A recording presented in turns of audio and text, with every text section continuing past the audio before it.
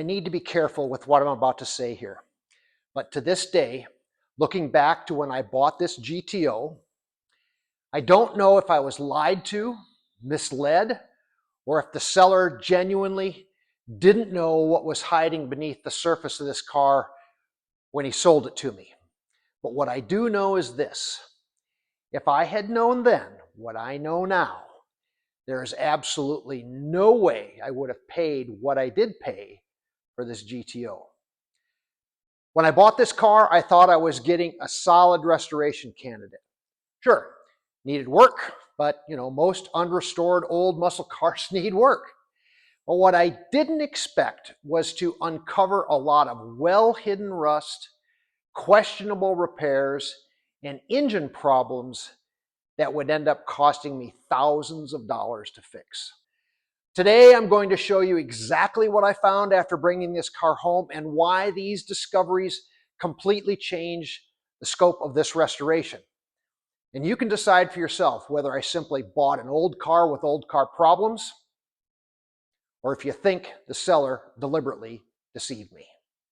Okay, to understand why I started questioning whether or not I got the full story on this car's condition when I bought it, we need to go back to the very beginning. This is what the GTO looked like the day I brought it home. It was a solid looking car. The paint was a little faded and chipped in a few areas, but there were no real signs of the paint bubbling up, indicating that there might be rust under the surface. The car ran fairly well and everything seemed in order. And like I said, at first glance, the car seemed pretty solid. However, the first major surprise came when I removed the interior.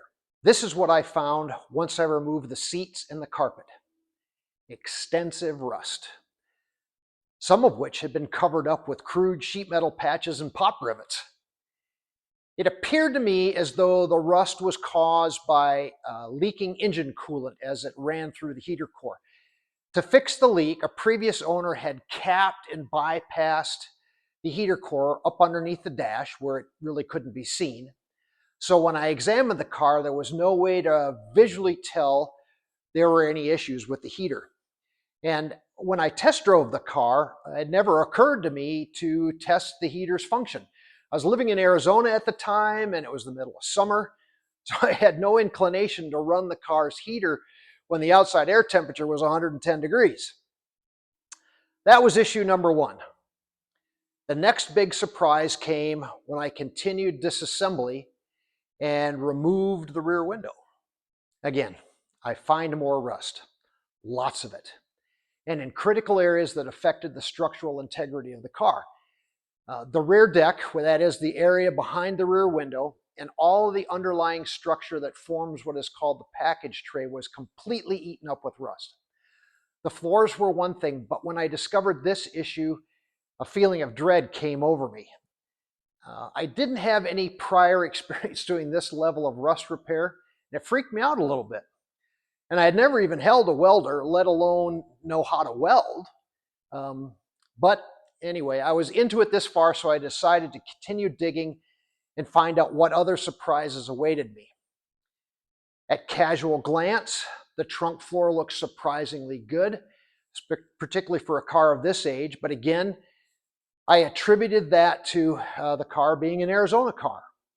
Again, bad assumption on my part.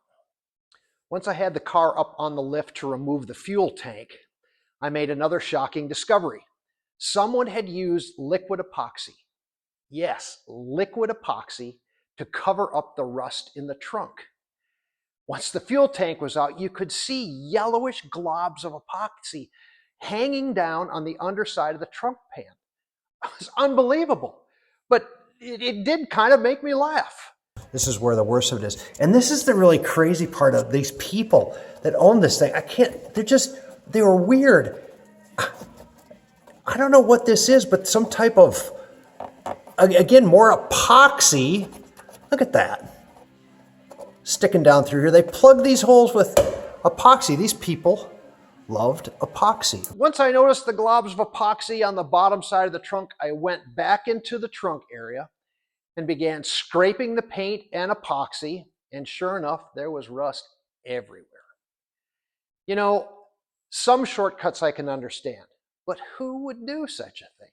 And the crazy thing is the effort that it took to lay epoxy in the trunk, carefully smooth it out so that it filled all the holes and matched the contours of the trunk floor would really be no quick or easy task. It would almost be simpler to replace the trunk floor. Unless, of course, you're just trying to make it look presentable. Okay, those were issues number 2 and 3. But we're not finished yet. Let's go on to issue number 4. Lower quarter panels. The rust discovery on the lower quarters came as I was uncovering the extent of the rust in the trunk. With the bumper and the fuel tank removed, I started noticing signs of trouble in the lower quarters. And after a few minutes with the rotary sander, my suspicions were confirmed. Extensive rust, all carefully concealed with tons of Bondo. And as you can imagine, lower quarters were not the only victims of the rust issues in the trunk area. The lower portion of the rear wheel tubs were also rotten. My thought at the time, well, I guess I'm going to learn metal fabrication and welding. Okay, on to the next hidden issue, a failed engine camshaft. First, let's briefly go back to when I bought the car. The engine ran fairly well, was a little rough, but something that a simple tune-up could fix. Within a couple of days of bringing the car home, I took it to a local shop that worked on older cars for a tune-up. There weren't many shops in that area that would work on old cars, but this one did, and they had a really good reputation. I dropped off the car, I gave them a brief rundown of what it was doing and what I wanted, and I left it with them. Not long after dropping off the car, I received a call from the shop.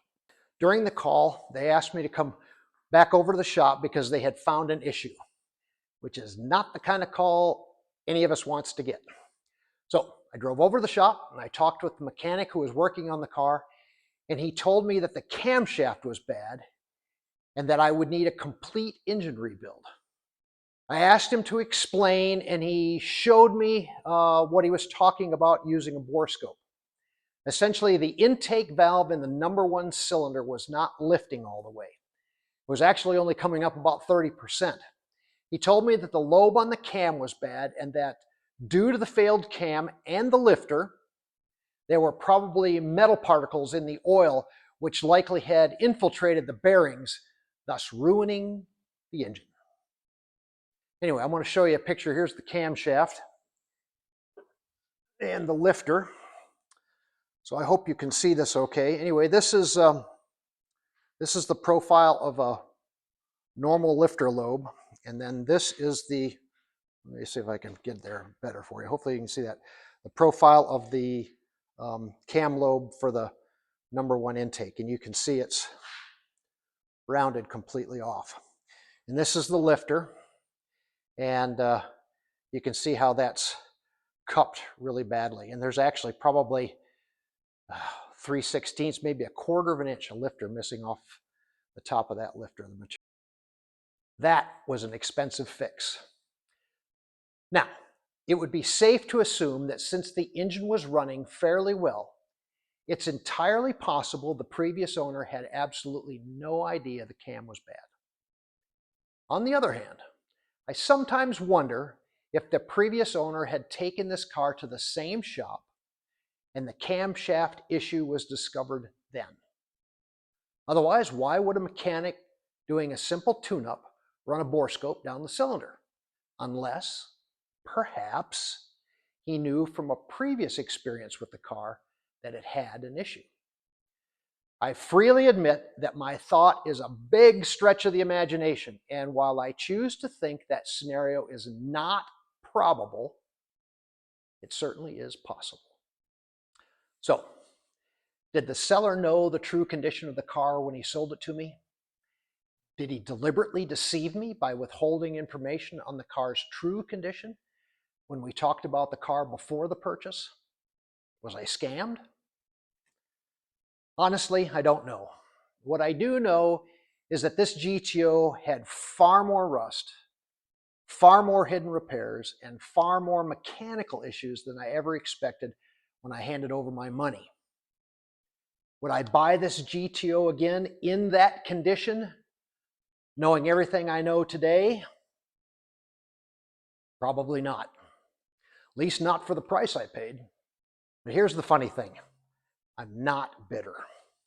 If I hadn't bought this car, I wouldn't have learned the skills I learned, met the people I've met, or had the experience of bringing this GTO back to life. The hidden damage cost me money, cost me time, and it cost me more than a few moments of frustration. But in the end, it also became part of this car's story and my story fixing it. And that's priceless to me. Now I'd like to hear from you. After seeing everything I found, do you think I got scammed? Or is this just the reality of buying a 60-year-old project car? Let me know in the comments. And if you'd like to see what it actually took to repair all this damage and transform this car into the GTO that it is today, check out my other videos. Thanks for watching.